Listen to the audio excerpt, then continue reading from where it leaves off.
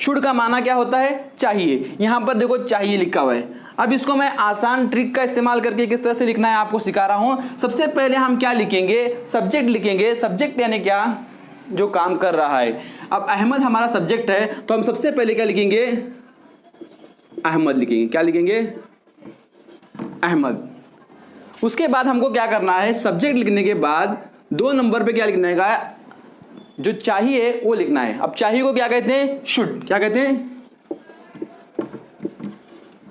Ahmad should. उसके बाद क्या है, बीच वाला 3 नंबर पे लिखेंगे जाना यानी गो, वर्ब का फर्स्ट फॉर्म।